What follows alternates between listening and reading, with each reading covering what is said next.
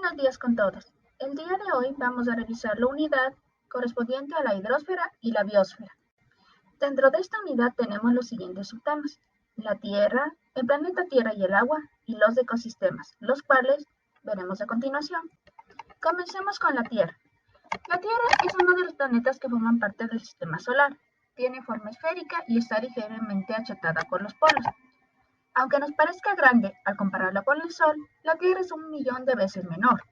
Su diámetro ecuatorial, es decir, la medida desde el paralelo cero alrededor del globo, es de 12.756 kilómetros. Y en cambio, el diámetro polar, es decir, la medida desde el polo norte al polo sur, es de 12.714. Al hablar de la Tierra no podemos olvidar sus capas externas, es decir, las que podemos observar a simple vista. Y estas son geósfera, hidrosfera, atmósfera y biosfera. La geósfera es la parte sólida del planeta y está formada por los continentes, el fondo de los mares y todo lo que se encuentra bajo de ellos. La hidrosfera, en cambio, es la parte líquida del planeta. La componen los océanos, los mares, los lagos, los ríos. La atmósfera, en cambio, es la capa de gases que envuelve nuestro planeta. Estos son el oxígeno, el dióxido de carbono, el vapor de agua, entre otros. En el caso de la biosfera, es el conjunto de todos los seres vivos que habitamos en este planeta, incluidos nosotros, y que pueden encontrarse tanto en la atmósfera, en la hidrosfera y en la geósfera. Si la geósfera es la parte sólida de este planeta, no podemos olvidar las capas internas que existen en él, que son corteza, manto y núcleo. La corteza es la capa más superficial y la más fina, y cada uno de sus materiales son sólidos. El manto, en cambio, es la capa intermedia entre la corteza y el núcleo, y está constituida de igual manera por materiales sólidos. Sin embargo, también existen materiales semifundidos. Y el núcleo es la capa más profunda que tiene este planeta y su temperatura es muy elevada, y está formada por materiales fundidos y también sólidos. Para el siguiente subtema vamos a tomar la siguiente capa, que es la hidrosfera, puesto que aproximadamente 3/4 partes de la superficie terrestre están cubiertas de agua. Como revisamos anteriormente las capas de la Tierra, una de ellas es la hidrosfera, la cual está compuesta por toda el agua de la superficie de nuestro planeta y tiene su clasificación en aguas oceánicas y continentales. Las aguas oceánicas son las grandes masas de agua que encontramos en mares y océanos, y las aguas continentales son los cuerpos de agua permanentes que se encuentran sobre o debajo de la superficie de la Tierra. Con respecto al agua, podemos decir que es un bien escaso, porque es importante para los seres vivos. La necesitan las células, la necesita el ser humano para la higiene, es imprescindible en el campo y en la industria. Y es escaso porque en cantidad aproximadamente solo hay un 3% de ella que es dulce, es decir, de consumo para los demás, y en muchas ocasiones está contaminada. Por eso, la responsabilidad de cuidar el agua es únicamente usar el agua que realmente necesitamos. Ahora le toca el turno a la biosfera. La Tierra es el único planeta del sistema solar en el que se dan las condiciones adecuadas para el desarrollo de la vida. Por ejemplo, la existencia de agua, las temperaturas que no son extremas, y la presencia de una capa de gases necesaria para los seres vivos, es decir, la atmósfera. Recordemos las capas anteriores que son la atmósfera, la geósfera y la hidrosfera. Y hoy vamos a hablar de la biosfera. La biosfera es el conjunto de todos los seres vivos de este planeta, que interactúan con el resto de capas, y ello da lugar a los hábitats. ¿Qué es un hábitat? Un hábitat es el lugar que presenta las condiciones adecuadas de luz, agua, temperatura, suelo y oxígeno para que viva un grupo concreto de seres vivos, y se clasifican en hábitats marinos y hábitats terrestres. En el caso de los hábitats marinos, son aquellos que viven los organismos del mar.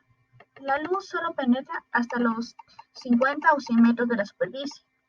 Dentro del agua no hay tanto oxígeno como en la atmósfera, y es más difícil para las poblaciones de seres vivos encontrar sustancias nutritivas.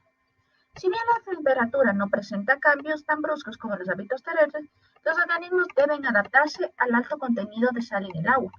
Un ejemplo, en las zonas litorales hay luz y muchas sustancias nutritivas, y la fauna y la flora son más abundantes y diversas que en las grandes profundidades, donde hay poco alimento y no hay luz. Ahora, continuando con los hábitats terrestres son aquellos en los que los organismos viven en la superficie terrestre. La disponibilidad de agua y los cambios de temperatura son los factores que más influyen en el tipo de seres vivos que vivirán en estos hábitats y presentan una gran disponibilidad de luz y oxígeno. Un ejemplo es el desierto. La disponibilidad de agua es escasa, pero las temperaturas son muy elevadas. Pero encontramos seres vivos como los cactus, los camellos, que son capaces de almacenar agua en su interior porque ya se han adaptado a ese cambio. El siguiente subtema de esta unidad son los ecosistemas. ¿Qué es un ecosistema? Es el conjunto formado por todos los seres vivos y el medio físico en el que viven. En un ecosistema, cualquier cambio que afecte a un componente puede repercutir en el resto, es decir, es como una reacción en cadena. Como hemos revisado anteriormente, existe una interacción entre los seres vivos y el medio físico. Sin embargo, entre los seres vivos que forman parte de un ecosistema se establecen diferentes tipos de relación.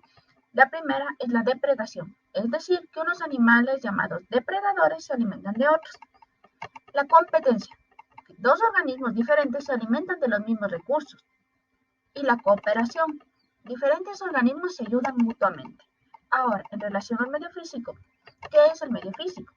Es el lugar donde el conjunto de seres vivos habita. Y este puede ser aéreo, es decir, en el que habitan los animales voladores que pueden mantenerse largos periodos de tiempo en el aire. Terrestre corresponde a las zonas de tierra emergida en contacto directo con el aire, y acuático es el medio físico del agua. Puede ser marino, de aguas continentales o mixto como la marina. ¿Qué es una cadena trófica? La cadena trófica es una representación lineal de un conjunto de organismos que se alimentan unos de otros en un ecosistema. En el ecosistema existen muchas cadenas tróficas que están relacionadas entre sí, ya que los animales suelen alimentarse de diferentes seres vivos y no de uno solo. Y al conjunto de cadenas tróficas de un ecosistema se denomina red trófica. Y esta red trófica se explica la función que desempeña en un ecosistema cada uno de los organismos, es decir, los productores, que son seres vivos capaces de producir su propia materia orgánica, los consumidores primarios, que se alimentan de los organismos productores, los consumidores secundarios, que se alimentan de los consumidores primarios o de los consumidores secundarios, y los descomponedores, son los seres que alimentan de materia orgánica de organismos muertos y los transforman en sales minerales. Un ejemplo de ello son los hongos. En el planeta Tierra existen varios tipos de ecosistemas. Uno de ellos es las praderas. Las praderas son terrenos muy fértiles, llanos y alejados del mar, y la vegetación está constituida por grandes expresiones de plantas y matorrales bajos, y hay muy pocos árboles. La fauna más característica son las manadas de grandes herbívoros, y también son muy comunes los roedores. Existen diferentes tipos de praderas, y esto depende mucho de la zona climática. Como son terrenos muy fértiles, las praderas han ido desapareciendo para ser sustituidas por campos de cultivo. La siguiente es los bosques. Son terrenos de igual manera fértiles que pueden encontrarse alrededor del mundo, y la vegetación característica son los árboles.